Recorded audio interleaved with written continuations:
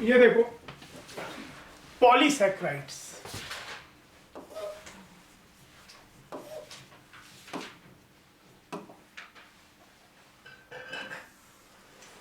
Polysaccharides मतलब जिसमें बहुत से जो मोनोसैकेराइड्स है, बहुत मोनोसैकेराइड जुड़ा, पॉलीमर हो गया मोनोसैकेराइड का।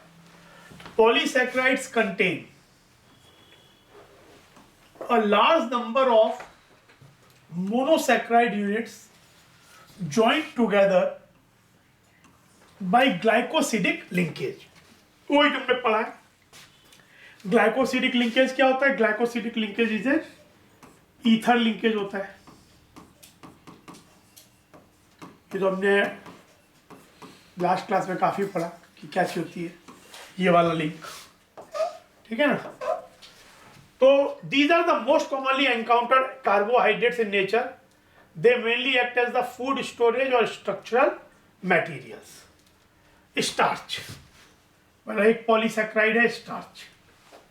Starch is the main storage polysaccharide of plants. It is the most important dietary source for human beings. High content of starch is found in cereals, roots, tubers and some vegetables. It is a polymer of, ये important बात है कि भाई किससे बनता है। तो जो अल्फा डी ग्लूकोज है, अल्फा डी ग्लूकोज हम लोग काफी बार बना चुके हैं। अल्फा डी ग्लूकोज में क्या होता है, यही है कि ये आपका साइक्लिक फॉर्म बना तो ये डी फॉर्म में होता है, फिर एल, फिर डी और ये वाला ऐसा हो जाता है। तो ये वाला अल्फा डी ग्लूकोज का साइक्लिक फॉर्म है। फिर इसमें अगले वाले से 1 लिख, जैसे केवल 2 अल्फा डी ग्लूकोज जुड़ते हैं तो क्या बनता था बताओ? केवल 2 अल्फा डी ग्लूकोज जुड़ के क्या बनाते थे? डाइसैकेराइड तो बनाते थे। वो तो ठीक है, कौन सा वाला डाइसैकेराइड बनाते थे? 4 होते हैं ना, तो कौन सा बनता था? माल्टोज बनता था। तो यहाँ पे जब ये पूरा आपका बनता जाएगा ऐसे ऐसे 1414 लिंक, तो आपको मिल जाएगा स्टार्च। तो इसमें लेकिन 2 पार्ट होते हैं।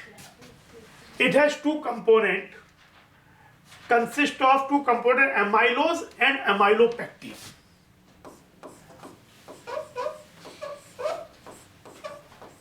एमाइलोज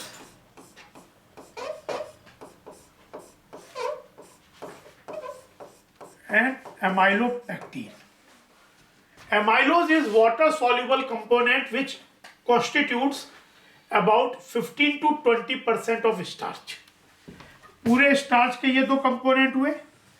एमाइलोज वाटर सॉल्युबल होता है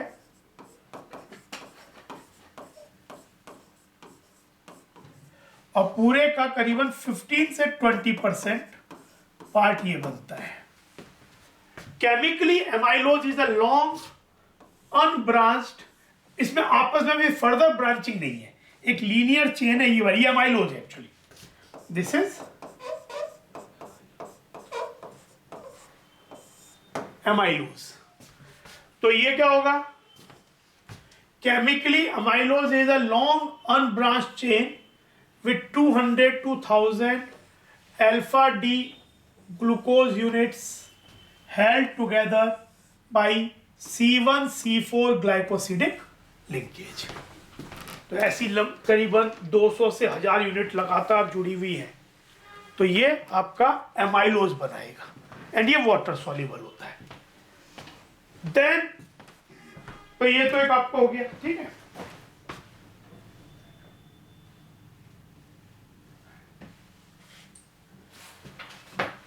इतना चीज लिख लिया, इसको रब कर दूं मैं।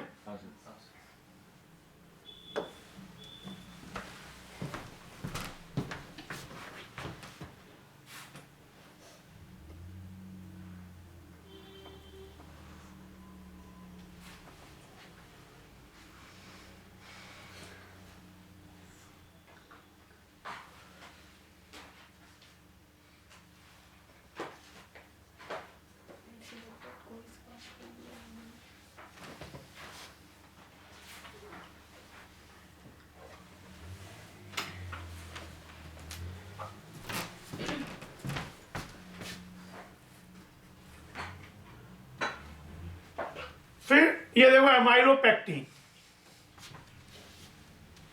एमाइलोपेक्टिन क्या है? जो एमाइलोज तो ये हो गया, ठीक है, एमाइलोज तो हमने देख लिया, एमाइलोज तो ये हो गया, दिस इज एमाइलोज। लेकिन एमाइलोपेक्टिन क्या होगा? ये इसका वाटर इनसॉल्युबल पार्ट है स्टार्च का, एंड कॉन्स्टिट्यूट्स अबाउट 80 to 85%। अगर वो आपका था 15 to 20%, तो ये 80 to 85% बचाव पार्ट ही है। तो ये क्या होता है देखो,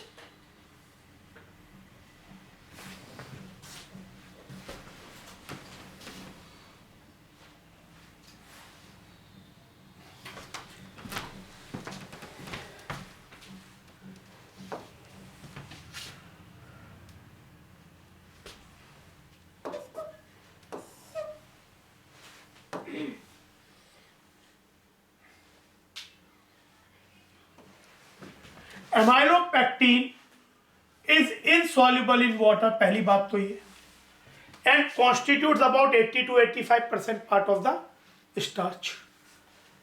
it is branched chain polymer of alpha D glucose units in which chain is form by, जैसे एक तो आप जैसे चेन बना रहे थे, ये जो अभी हम बनाई थी है 1,4 link, every unit is alpha D,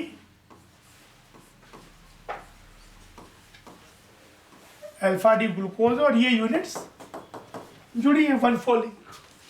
लेकिन यहां पे ब्रांचिंग है, whereas branching occurs by, जैसे अब एक मान लो, एक ये सपोज ऐसे सोच लो कि एक आपके पास मान लो एक ये यूनिट थी पूरी लंबी सी, एक दूसरी यूनिट है ये पूरी लंबी सी। अगर इनमें आपस में कोई लेन देन नहीं है तो ये क्या हो गया? माइलोज हो गया। लेकिन अब क्या होगा, ये दो यूनिट आपस में कैसे जुड़ी कि इसका जो CH2OH है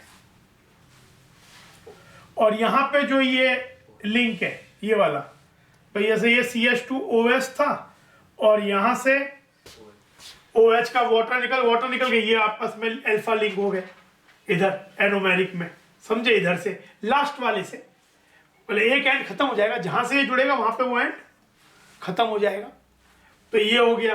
फिर ये आगे बढ़ा, कहीं यहां कोई आके दूसरी चीज इधर से जुड़ गई, तो ये लिंक कहलाता है 1,6 लिंक।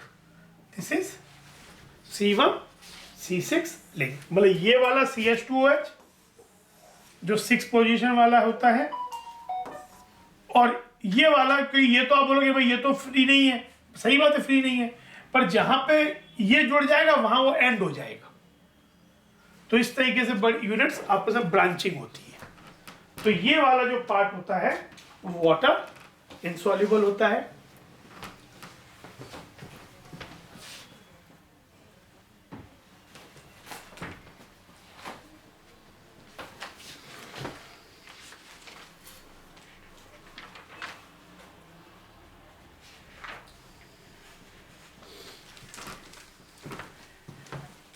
तो ये एमाइलोपेक्टिन हो गया।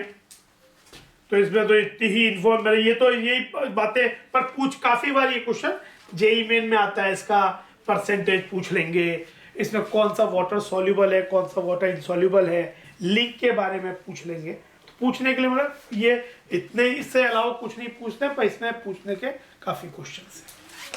तो ये तो हो गया आपका स्टार्च। देन नेक्स्ट पॉलीसेक्राइड है सेलुलोज।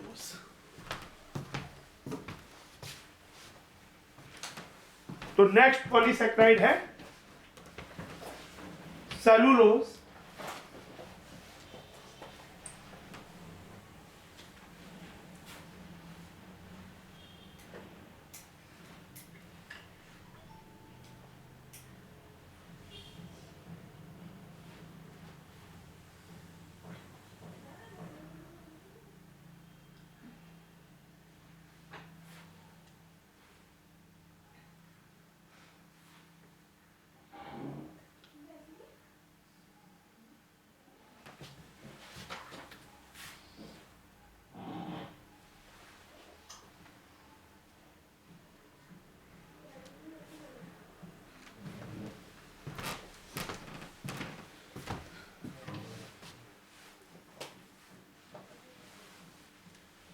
तो सेलुलोज के बारे में देखो,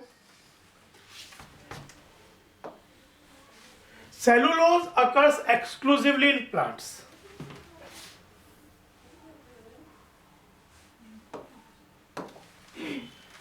and it is the most abundant organic substance in plant kingdom. It is a predominant constituent of cell wall of plant cell. Cellulose is a straight chain polysaccharide composed only of beta D glucose. Beta D glucose में क्या होता है, D आपको लेना तो D glucose ही है, पर जब एनोमेरिक कार्बन बनाएंगे तो उसमें जो CH2H और जो एनोमेरिक कार्बन का OH होता है वो एक साइड हो जाते हैं, तो that is beta D glucose. उनने पढ़ा है कैसे बनता है। तो उन यूनिट को जोड़ना है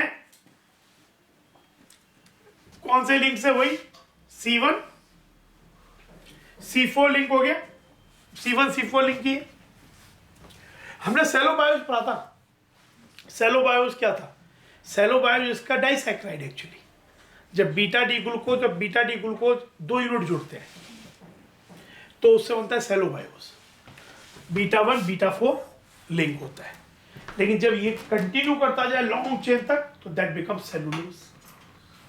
तो सेलुलोज तो बिल्कुल सेलोबायोस जैसा ही है, बस सेलोबायोस में 2 यूनिट है, इसमें नंबर बहुत ज्यादा है। मॉलिक्यूलर वेट अराउंड 20,000 टू आपका हो गया 500,000। White solid, white water insoluble, soluble in ammoniacal copper sulphate, Schweizer's reagent बोलते हैं इसे। Non reducer polysaccharides are non reducing sugar. Polysaccharide में इट्स एल्डिहाइड के हेमी एसिटाइल पार्ट, क्योंकि क्या होता है, मान लो जैसे आप बोल सकते हो कि इसमें जो सुक्रोज है उसके अंदर तो क्या होता है, एनोमेरिक कार्बन के ही दोनों OH आपस में कंडेंस करके ग्लाइकोसिडिक लिंकेज बनाते हैं, तो उसमें तो आपका हेमी एसिटाइल ग्रुप रह ही नहीं जाता। लेकिन बाकी में हेमी एसिटाइल ग्रुप रहता है, सेलोबायोज हो या माल्टोज हो या लैक्टोज हो।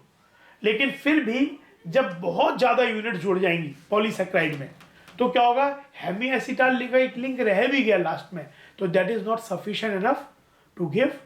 इतने बड़े मॉलिक्यूल में अगर एक हेमी एसिटाइल ग्रुप है तो it is not good enough to give the test. तो polysaccharides don't give Fehling test, Benedict test या आपका टॉलरेंस टेस्ट। तो ये हुआ। फिर ग्लाइकोजन, ग्लाइकोजन यहीं पे बता देता हूं मैं इसको। फिर एक तीसरा ग्लाइकोजन,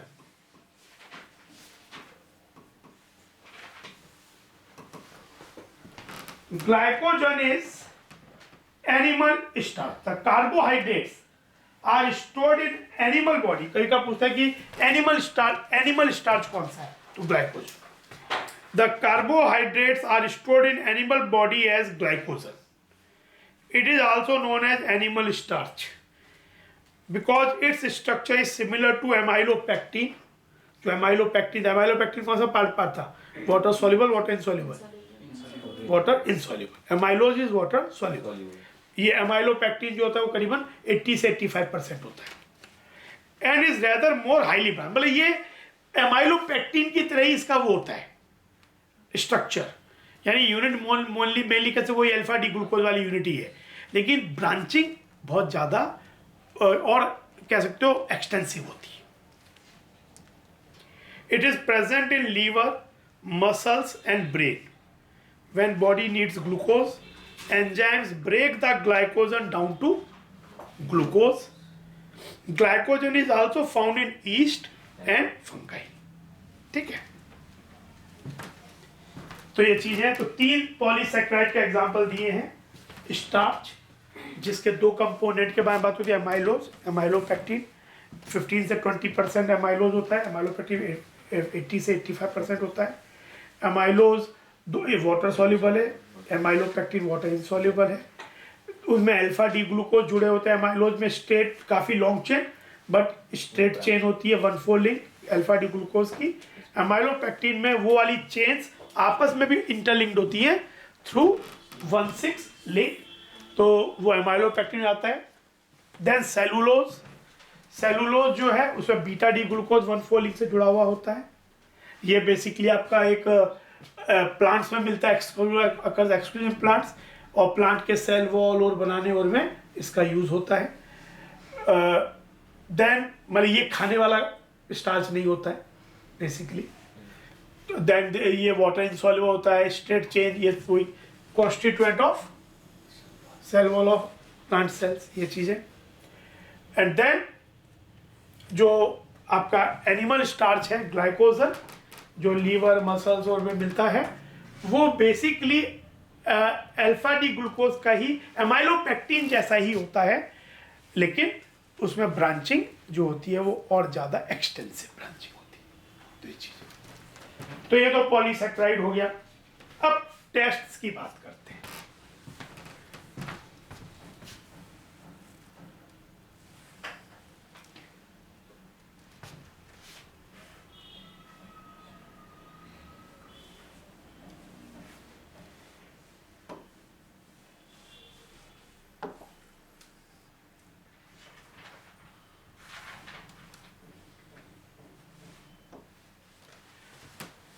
अब ये इंपॉर्टेंट है, टेस्ट ये वाले जनरली टेक्स्ट बुक में नहीं दिए हुए हैं, लेकिन ये कंपटीशन में इन टेस्ट के बारे में काम, क्योंकि आपके उसमें दिए मैनुअल में दिया, लेकिन क्या होता है कि क्लास 12th में आपका शायद ये मतलब बुक में दिया है, लेकिन स्कूल और के एग्जाम में ये वाला पार्ट पढ़ाते नहीं है प्रैक्टिकल्स में, तो ये वाला पार्ट रह जाता है। लेकिन इस वाले पार्ट पे स्पेशली जेई मेन में क्वेश्चन काफ़ी आते हैं टेस्ट के बारे में, तो कई बार तो वो टेस्ट में सुने भी नहीं होते, तो ये पढ़ लो, इम्पोर्टेंट है।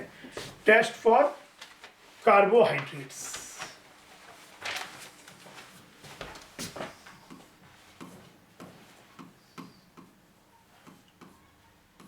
एक अच्छी तरह से मतलब वो नोट्स की तरह बना लो।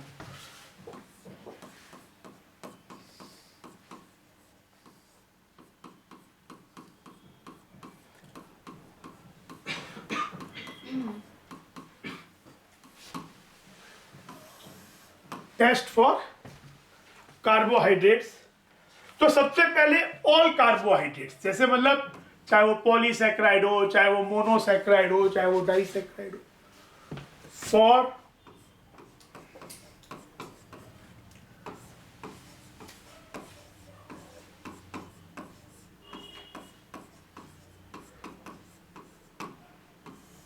All carbohydrates. तो एक तो होता है हीटिंग टेस्ट,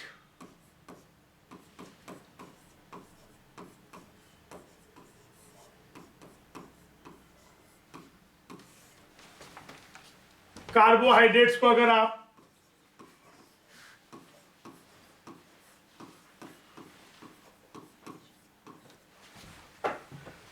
ड्राई हीटिंग करते जाओ तो अल्टीमेटली क्या हो जाएगा, अल्टीमेटली इट विल मेल्ट, पहले ब्राउन बनेगा, चीनी को ही सोचो, and then convert to black.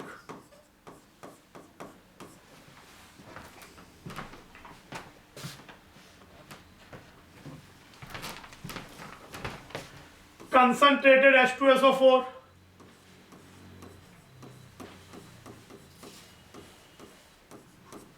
अगर ऐड किया और हीट किया तो leaves the chart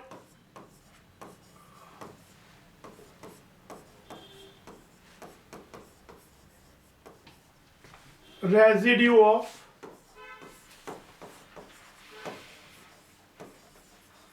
carbon, charred residue of carbon। तो ये हो गया। फिर एक टेस्ट होता है Molisch test,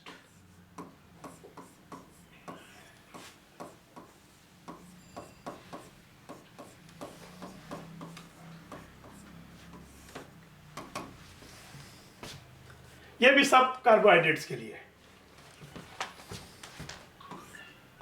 carbohydrates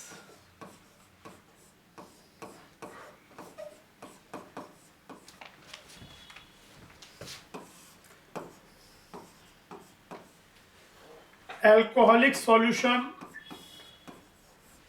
of alpha naphthol. Alpha नेप्थॉल क्या हुआ, इस तरीके का स्ट्रक्चर, ये अल्फा नेप्थॉल है, alpha नेप्थॉल plus 1 ml concentrated H2SO4 add along sides of the tube.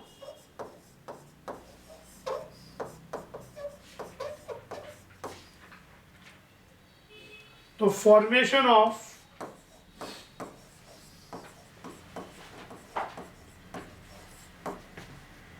Violet या purple ring at the junction.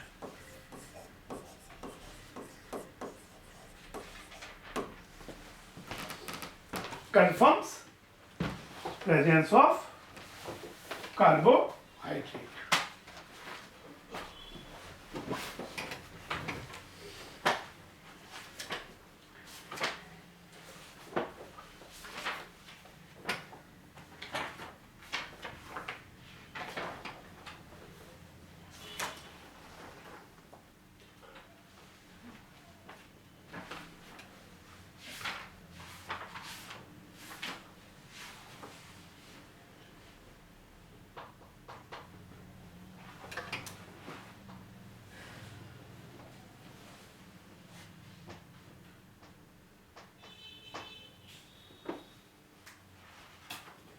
फिर है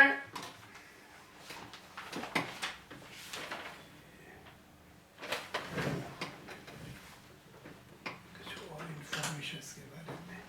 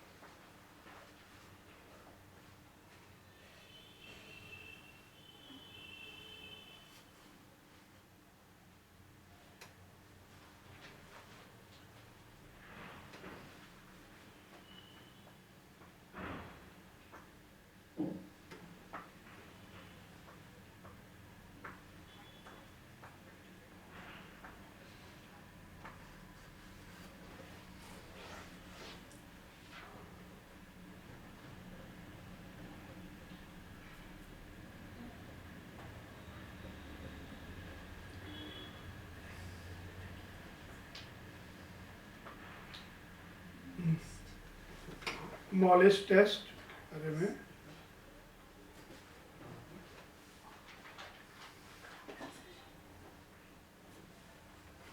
यहाँ पे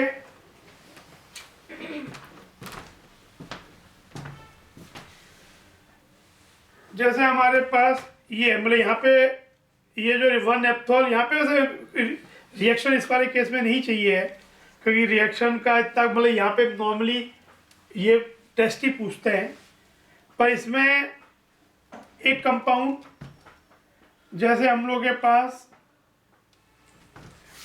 यहाँ पे जो हमने 1 एप्थॉल लिया है, उससे पहले एक कंपाउंड साइक्लिक इस तरह से बनता है, एक ऐसा कंपाउंड बनता है।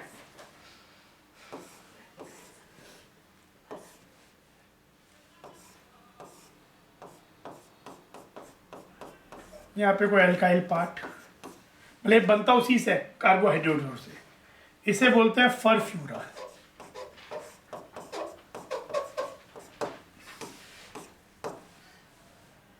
ये बेसिकली जो होता है 1 नेप्थॉल से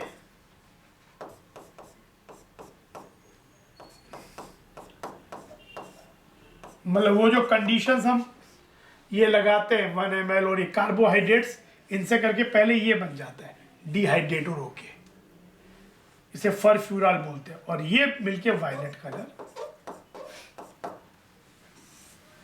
देता है। तो ये चीज तो ये हुआ। फिर नेक्स्ट है, ये तो टेस्ट किसका हो गया, ये तो टेस्ट हो गया आपका सब कार्बोहाइड्रेट का। अब नेक्स्ट टेस्ट आता है रिड्यूसिंग शुगर्स के लिए।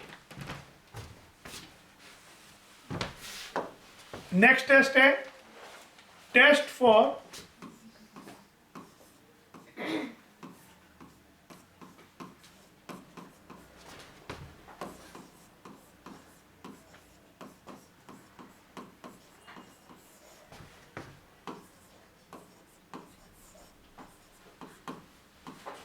रिड्यूसिंग शुगर्स क्या होती है भाई? नॉन रिड्यूसिंग रिड्यूसिंग क्या, जैसे Tollens reagent AgNH3, ammoniacal solution मतलब OH माइनस है इसके अंदर। और अगर हमने कोई शुगर लिया तो अगर ये मैं यहां सिल्वर मिरर बन जाए तो इसका मतलब है कि शुगर ऑक्सीडाइज हुई है,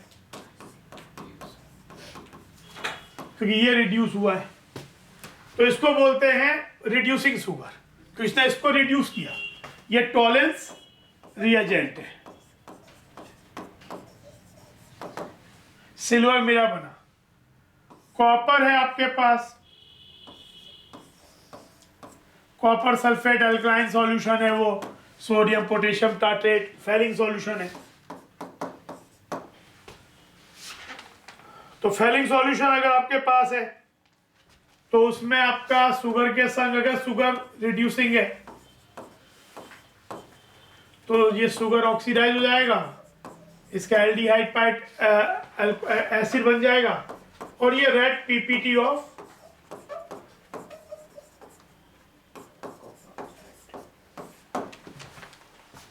ये रेड पीपीटी बन जाता है brick red PPT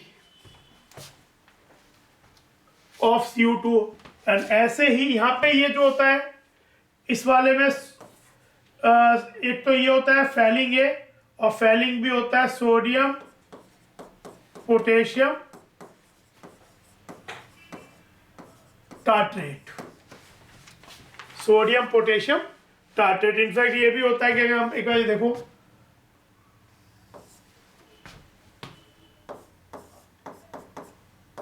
tartaric acid CuSO4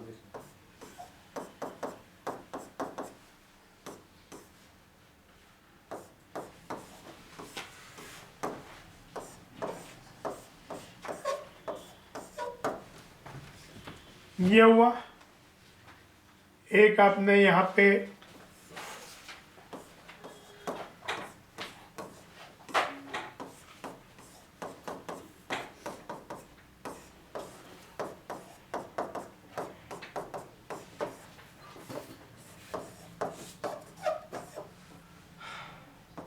एक Cu2 प्लस, तो यहाँ पे अभी आपका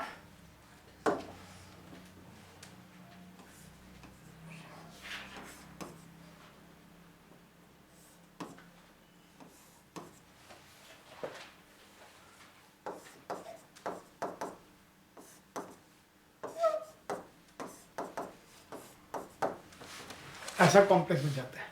जो फैलिंग सॉल्यूशन ए और फैलिंग सॉल्यूशन बी जो ऐड करते हैं उससे ऐसा कॉम्प्लेक्स बन जाता है। Cupric has coordination number 4 square बन जाता है इस तरीके से, और फिर वो Cu2 और एटीपीटी बन गया। बेनेडिक्ट सॉल्यूशन में क्या होता है,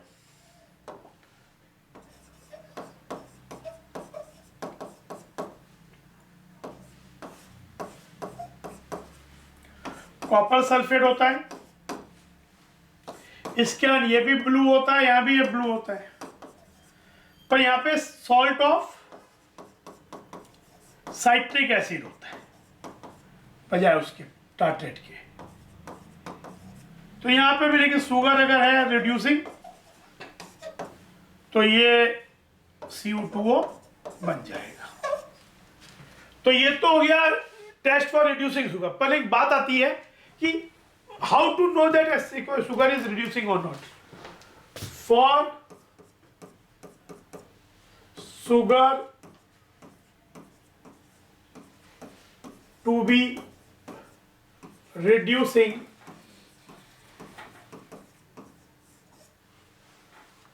उसके अंदर अगर ये ओपन फॉर्म है, ओपन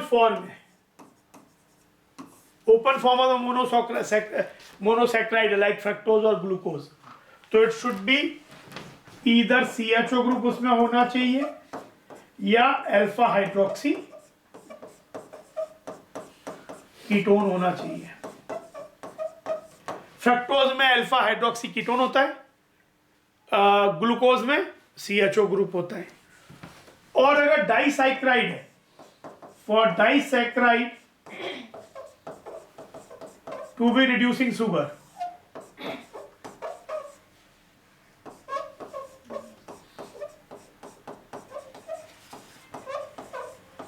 उनके पास हेमी एसिटाल ग्रुप होना चाहिए। तो सुक्रोज को छोड़ के लैक्टोज, सेलोबायोज और एक और कौन सा था, माल्टोज, उनमें हेमी एसिटाल ग्रुप रहता है। हेमी एसिटाल ग्रुप क्या हुआ कि जो एनोमेरिक कार्बन है उस पे एक OH जुड़ा हुआ हो और एक OC जुड़ा हुआ हो, दोनों OC हो तो उसको एसिटाल ग्रुप कहते हैं। तो ये आपका हेमी एसिटाल ग्रुप उसमें होता है। लेकिन सुक्रोज में क्या होता है, जब वो आपस में डाइसैक्राइड बनते हैं तो दोनों ही जो लिंकिंग होती है वो एनोमेरिक कार्बन की होती है, तो उनके पास उसके बाद एसिटाल ग्रुप ही क्यों रह जाता है, हेमी एसिटाल नहीं रह जाता है। दैट्स वाई वो आपका नॉन रिड्यूसिंग होता है। तो आउट ऑफ दी 6, अच्छा पॉलीसैक्राइड्स आर नॉन रिड्यूसिंग, मैं बताया था अभी, क्योंकि उनके पास इतना है ग्रुप। अगर मान लो एक जैसे आप बोल सकते हो कि नहीं वैसे तो सेलोबायोज जो सेलुलोज है, सेलोबायो जैसा ही बन रहा है, तो कोई तो लास्ट में तो एक हेमीएसिटाल रहेगा, बट द इतने नंबर ऑफ यूनिट में एक हेमीएसिटाल की कोई बिसात नहीं रहती है, तो इसलिए वो मतलब नहीं देता है। तो पॉलीसैक्राइड ये टेस्ट नहीं देते हैं। लेकिन जो डाइसैक्राइड में सुक्रोज को छोड़ के बाकी जो 3 डाइसैक्राइड पर टोटल 4 जो पड़ते हैं उसमें सुक्रोज को छोड़ के ये 3 डाइसैक्राइड सेलोबायोज, लैक्टोज एंड माल्टोज देता है, और ग्लूकोज और फ्रक्टोज भी देता है। बाकी ग्लिसरॉल्डिहाइड और ये सब तो देगा ही, जो लेकिन जो हम मैं भी उनको बता रहा हूँ जो ग्लूकोज फ्रक्टोज से रिलेटेड बनते हैं, जो हेक्सोज शुगर से रिलेटेड चीज़ें, हेक्सोकीटोज और हेक्सोज से। बाकी तो आपका क्या होगा, टेट्रोज शुगर है उसमें CHO ग्रुप है तो देगा, उसमें अगर मान लो अल्फा हाइड्रोक्सी कीटोन है तो देगा वो चीज़ें। तो ये बातें आपको ऑब्जर्व करनी है। अल्फा हाइड्रोक्सी कीटोन हो, CHO हो, या तो ओपन चेन में, अगर आपको ओपन में अल्फा हाइड्रोक्सी हो तो भी चलेगा, और साइक्लिक फॉर्म अगर है, डाइमर और है, डाइमर ट्राइमर तक भी चलेगा। पॉलीसैक्राइड है पर ट्राइमर तक में जैसा कि आप 3 बीटा डी ग्लूकोज की यूनिट जोड़ोगे सेलोबायोज की तरह, तो 3 वाला देगा, पर बहुत पॉलीसेक्राइड ही देगा, सुक्रोज नहीं देता है, क्योंकि सुक्रोज में एमिनो ग्रुप नहीं रहता है। तो ये हो गया टेस्ट फॉर रिड्यूसिंग शुगर। तो रिड्यूसिंग कौन से, नॉन रिड्यूसिंग कौन से, ये वाली बात हो गई। इसके बाद है अगला टेस्ट होता है बारफोर्ड टेस्ट। ये किसके लिए होता है?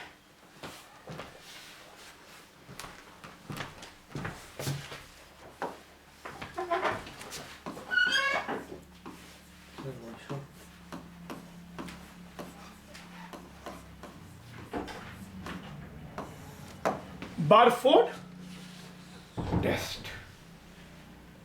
It is to distinguish between monosaccharide from disaccharide. It is to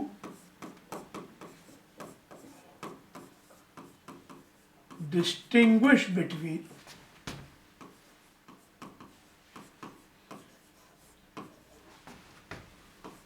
monosaccharide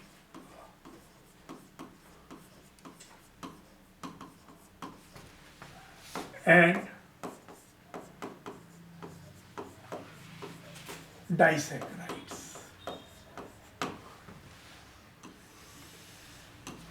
यानी आपको अगर डिस्टिंग्विश करना है कि ये ग्लूकोज है, आपका ग्लूकोज का मतलब मोनोसेक्राइड वाला फॉर्म है, या सेलोबायोज है, या लैक्टोज है, इनके लिए तो ये टेस्ट क्या होता है। मोनोसेक्राइड आपके पास अगर है,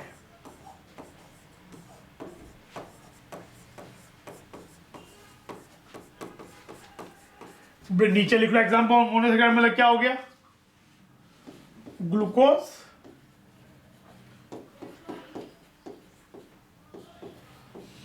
फ्रक्टोज, बाकी और भी हो सकते हैं, पेंटोज शुगर को ही लिख सकते हो, आप ग्लिसरॉल्डिहाइड लिख सकते हो, पर हम जो सबसे कॉमन जो पढ़ रहे हैं उसके लिए लिख दिया, मतलब मोनोसेक्राइड हो, और देन इसमें cupric acetate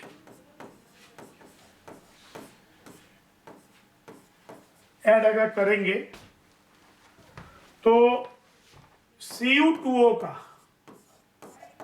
red PPT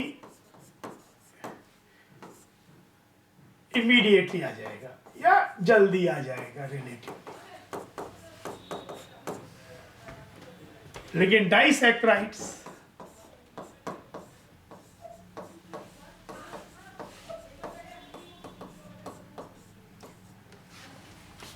disaccharide जो होते हैं, डाइसैक्राइड कौन से होगा इंपॉर्टेंट, सुक्रोज,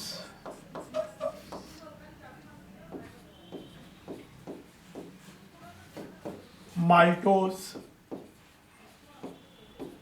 लैक्टोज, सेलोबायोज।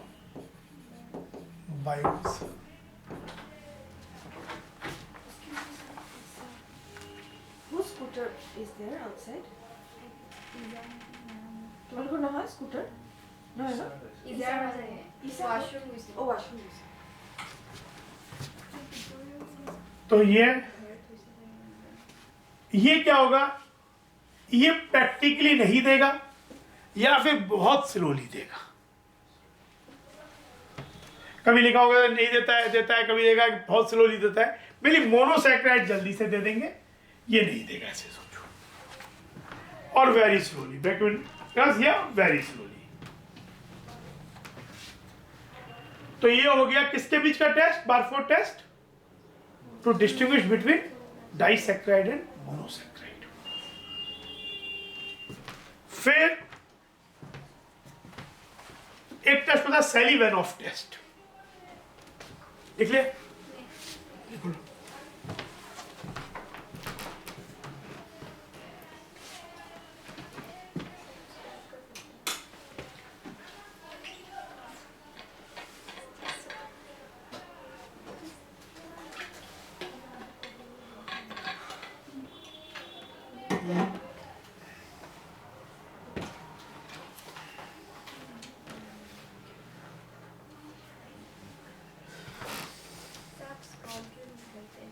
मतलब नीचे स्क्रॉल सिलेक्शन वाला आपको पहले सिलेक्ट करना पड़ेगा। इसको हाँ।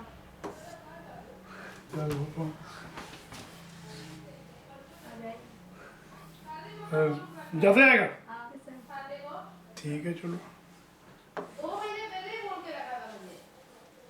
अब फिर नीचे लाने का उसको सब वापस से बताते रहो तुम लोग भाई बीच में मेरा भी वही चल रहा है।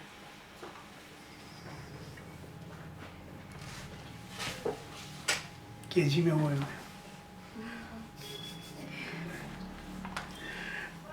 अच्छा ये देखो अगला है टेस्ट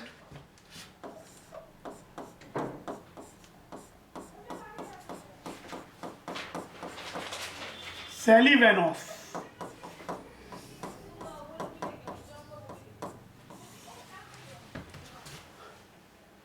सेलिवेनॉफ टेस्ट किसके लिए है?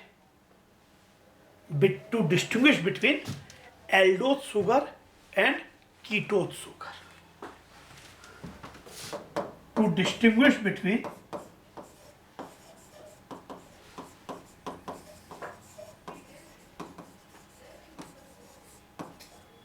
एल्डोज सुगर मतलब जिसके अंदर जैसे ग्लूकोज है एंड कीटोज सुगर फ्रक्टोज है।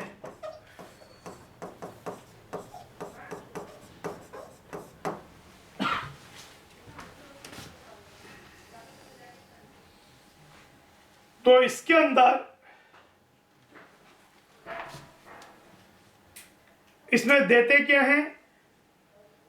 इसमें ऐड करते हैं कीटोज अगर है जैसे फ्रक्टोज, रिसोर्सिनॉल ऐड करेंगे,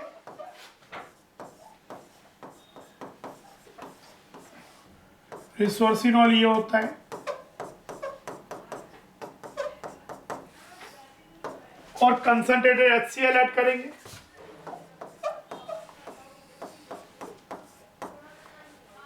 पहले इसमें ये जो कीटोज शुगर होता है इसमें भी क्या होता है, जो हम लोग शुगर ले रहे हैं वो साइक्लिक फॉर्म में, मतलब साइक्लिक में तो चला ही जाता है, खुद ही चला जाता है, साइक्लिक फॉर्म में ही रहता है। और उसके बाद उसमें ये कंसंट्रेटेड HCl डिहाइड्रेट करता है, तो डिहाइड्रेशन होता है, फर्फ्यूराल बनता है, और फिर वो रिसोर्सिनॉल से रिएक्ट करके कलर देता है। तो कीटोज जो हैं वो रैपिड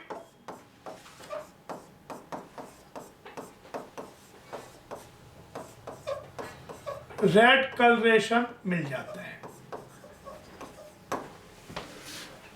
और जो एल्डोज शुगर है सेम कंडीशन में ये रिएक्शन काफी स्लो हो जाती है। स्लोली तो काफी स्लोली होगा और पिंक कलर मिलेगा, मतलब मेनली एक देगा दूसरा नहीं दे रहा है, या दे रहा है तो देर में दे रहा है। तो ये टाइम लगने का कारण ये होता है कि एल्डोज शुगर कीटोज शुगर का जो साइक्लिक स्ट्रक्चर होता है उसमें फर्फ्यूराल्स स्टेट बन जाता है जो एलिमिनेशन होना होता है। लेकिन एल्डोज शुगर का जो साइक्लिक फॉर्म जो होता है उसमें पहले एक बार एलिमिनेशन ऑफ वाटर होता है और फिर फाइनली वही चीज बनती है। तो मतलब कई पूछ देते कि कारण क्या है, तो कारण ये है कि उसमें जो एक एक्स्ट्रा एलिमिनेशन होना पड़ा एल्डोज शुगर में, it takes time, it makes the reaction slow. तो ये टेस्ट है कीटोज और एल्डोज शुगर।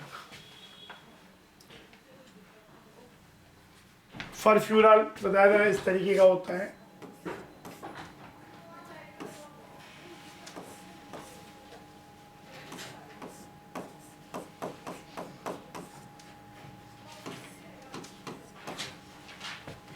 ये चीज तो ये हो गया टेस्ट किसका? आपका कीटोज एंड एल्डोज के लिए।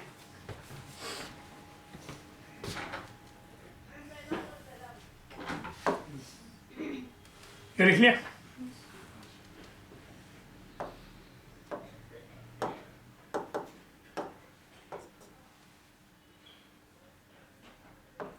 undo का button. नहीं वो ठीक है वो तो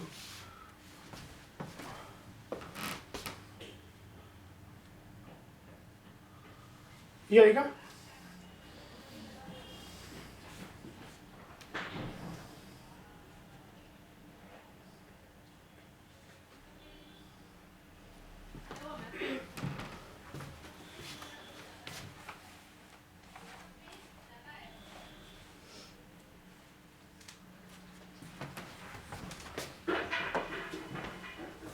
फिर देखो for polysaccharides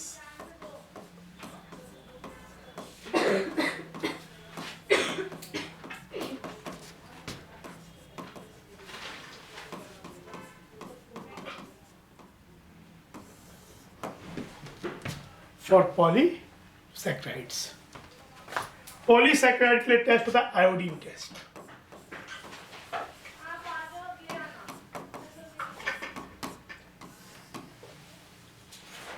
starch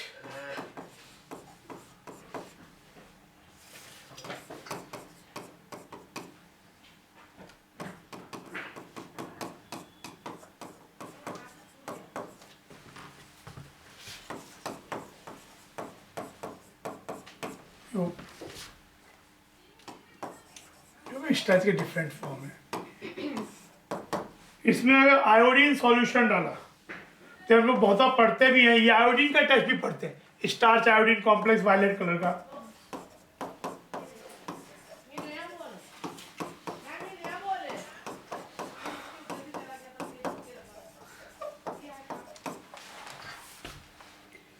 violet blue colour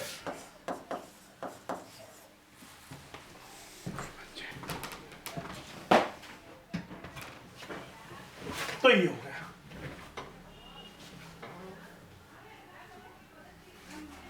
अब देखो कुछ लोग प्रॉब्लम्स करते हैं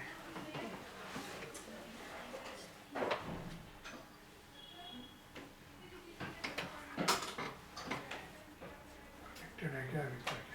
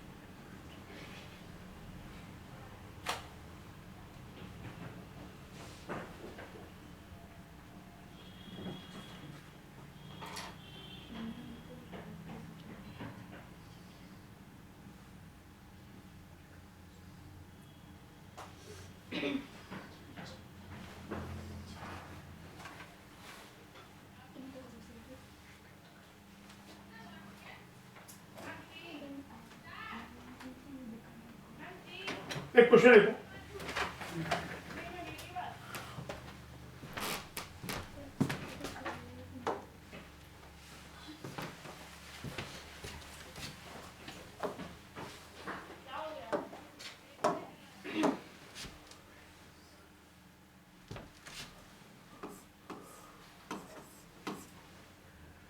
D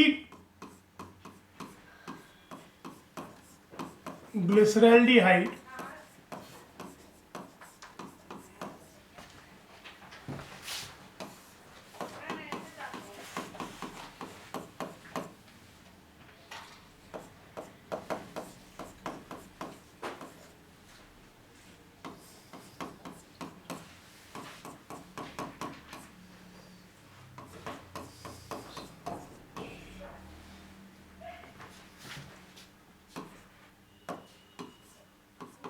the products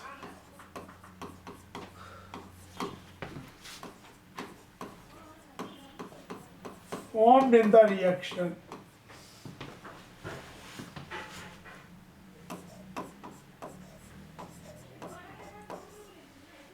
are A, one optically inactive product,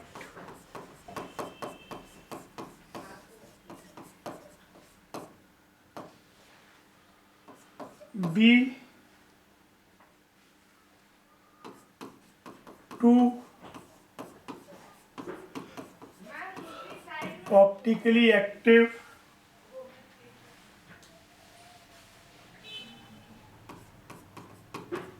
Optically active. products, C, two optically inactive products, or D,